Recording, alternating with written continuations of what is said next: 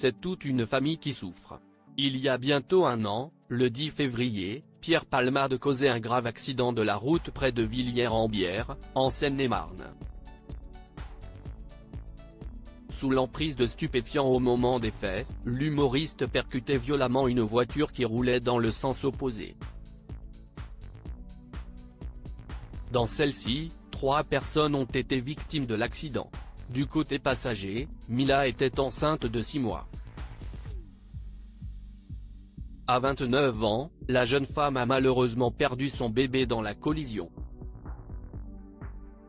En vain, les médecins ont tenté de réanimer la petite Solin Assal, décédée in utero en raison d'une grave hémorragie.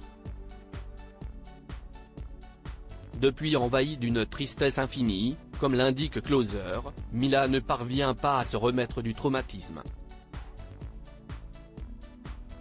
Encore très animée par la colère, elle déclare que Pierre Palmade a tué sa fille et demande à ce que justice soit faite.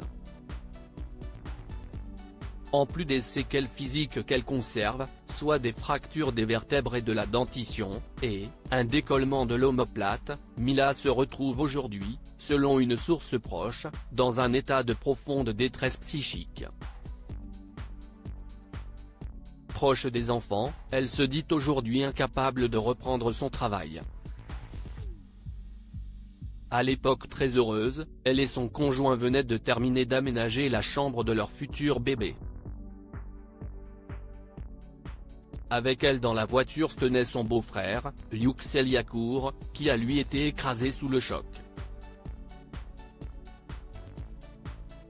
Le conducteur reste désormais handicapé.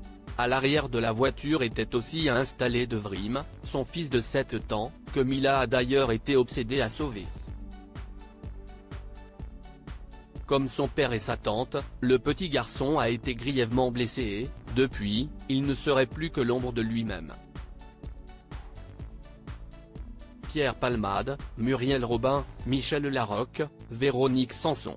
Les femmes de sa vieune faute humaine après une longue attente, un rapport d'accidentologie était publié le 21 septembre dernier et relayé par Le Parisien.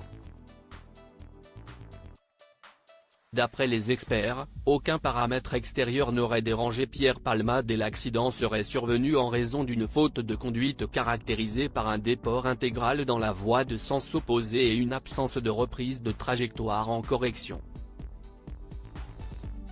Si aucun élément matériel n'a donc causé la collision, le rapport d'expertise rappelait néanmoins que l'humoriste de 55 ans était, au moment des faits, sous l'emprise de substances aux effets psychotropes délétères sur la conduite. Le comédien avait donc été désigné comme l'unique fautif de ce désastreux accident. Article écrit en collaboration avec 6 médias.